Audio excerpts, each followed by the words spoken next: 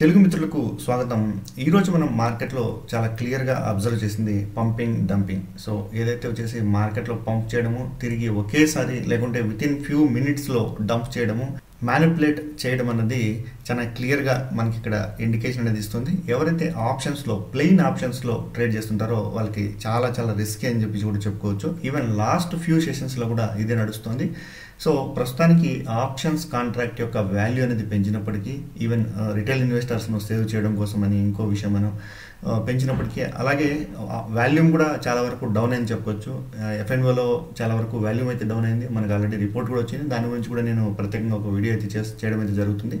So current మనం గమనించినట్లయితే ఈ రోజు జరిగినటువంటి ఈ సెషన్లో జరిగినటువంటి ట్రేడింగ్ మనం గమనించినట్లయితే, జస్ట్ నేను 1 minute క్యాండిల్ తీసుకున్నాను. 1 minute మనం చూసినట్లయితే 30 to 40 పాయింట్స్ వరకు వేరియన్స్ ఉన్నట్లయితే ఓకే, ఒక సందర్భంలో వాల్యూమ్ అనేది ఎక్కువగా రావచ్చు, లేకుంటే ఎక్కువ యాక్టివిటీస్ ఉండడం వలన కొన్ని సందర్భాల్లో 30 to 40 పాయింట్స్ కూడా మూమెంట్ అనేది ఉండొచ్చు అని చెప్పుకోవచ్చు. అయితే ఇక్కడ మనం గమనించినట్లయితే ఈ టైం ఫ్రేమ్ నుంచి ఏదైతే మనకి 248 ఎగ్జాక్ట్గా మనం 248 నుంచి మనం గమనించినట్లయితే ఎగ్జాక్ట్గా 7 to 8 క్యాండిల్స్, 1 2 3 4 5 6 7 8 9 10 క్యాండిల్స్ మనం గమనించినట్లయితే ఇక్కడ నుంచి డైరెక్ట్గా మనకి 24,820 నుంచి ఇక్కడ మనం గమనించినట్లయితే 24,488 లేకుంటే 24,500 ఈ లెవెల్కి ఆల్మోస్ట్ వచ్చేసి 350-400 పాయింట్స్ ఒకే లెవెల్లో. సో 330 పాయింట్స్ జస్ట్ ఒక 10 minutesలో డ్రాప్ కావడం అనేది క్లియర్గా మనకి వచ్చేసి మార్కెట్ మ్యానిపులేషన్ అని చెప్పుకోవచ్చు.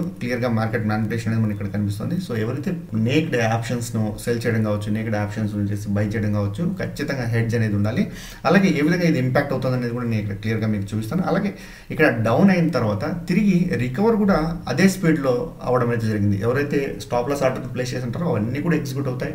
ఎక్కువగా లాసెస్ను బుక్ చేసుకోవడానికి అవకాశం అయితే ఉంటుంది. ఎప్పుడైతే స్టాప్ లాస్ ఆర్డర్స్ ఎగ్జిక్యూట్ అవుతాయో ఎక్కువ వాల్యూమ్ అనేది క్రియేట్ అవుతుంది అనమాట. సో ఫర్ ఎగ్జాంపుల్ ఇక్కడ బై చేసినటువంటి వాళ్ళు ఎవరైనా సరే ఒక 100 పాయింట్స్ బిలోలో స్టాప్ లాస్ ఆర్డర్ని ప్లేస్ చేస్తున్నారు. వెంటనే స్టాప్ లాస్ ఆర్డర్ ఇక్కడ వచ్చేసి కిక్ అయ్యేసి తిరిగి వాళ్ళ వాల్యూమ్ను కవర్ చేసుకొని తిరిగి ఇక్కడ రివర్స్ అయ్యేదానికి కూడా స్కోప్ అనేది ఉంది. ఈ విధంగా తిరిగి కూడా రివర్స్ అనేది అయ్యారు. సో ఆల్మోస్ట్ వచ్చేసి 250 పాయింట్స్ మళ్ళీ మనకి 8 to 9 minutesలో రికవర్ కూడా కావడం అయితే జరిగింది.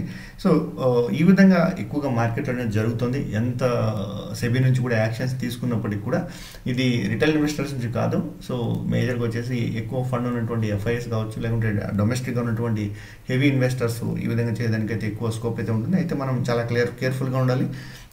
ఇలా ఎప్పుడైతే ఆప్షన్స్లో ఇన్వెస్ట్ చేస్తున్నప్పుడు ఖచ్చితంగా మనము ప్లెయిన్ ఆప్షన్స్ కాకుండా ఖచ్చితంగా మనం హెడ్జ్ చేయాల్సిన అవసరం అయితే ఉంది.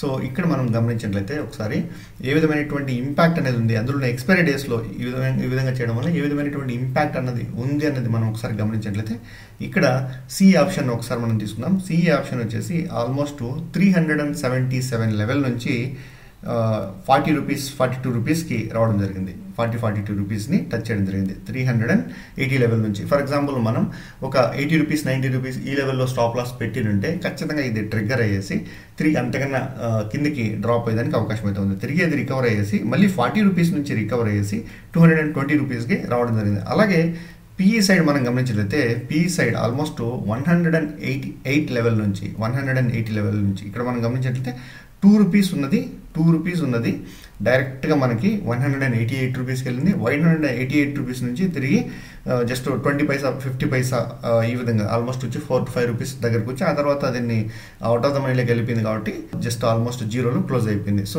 ఈ విధంగా వచ్చేసి పంపింగ్ అనేది డంపింగ్ అనేది జరగడం వల్ల సో మనకి ఎగ్జాక్ట్గా వచ్చేసి ఏ టైం ఫ్రేమ్లో జరుగుతుంది, ఎలా జరుగుతుంది, అందులో ఎక్స్పైరీ డేస్లో ఎక్కువగా ఆప్షన్స్ ప్రీమియమ్స్ కరెక్షన్ అనేది ఉంటుంది.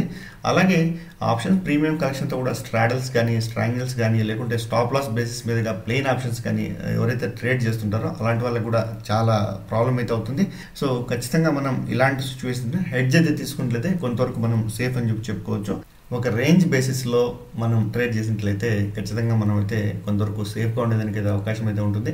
చాలా సందర్భాల్లో స్టాప్ లాస్ పెట్టినట్లయితే ఖచ్చితంగా వీటిలో ఎగ్జిక్యూట్ అయ్యేదానికి ఎక్కువ స్కోప్ అయితే ఉంటుంది. అయితే మనం స్టాక్స్ వైజ్ చూసినట్లయితే పర్టికులర్గా కొన్ని స్టాక్స్లో ఎక్కువ సెల్లింగ్ అనేది కనిపిస్తుంది. సో ఇండెక్స్ని ఏవైతే మేనేజ్ చేస్తున్నాయో స్టాక్స్ ఇండెక్స్ మీద ఏవైతే వెయిటేజ్ ఎక్కువ ఉందో ఆ స్టాక్స్ మీదనే మనకి ఎక్కువగా క్లియర్గా ఈ విధమైనటువంటి సిచ్యువేషన్ అయితే కనిపిస్తుంది.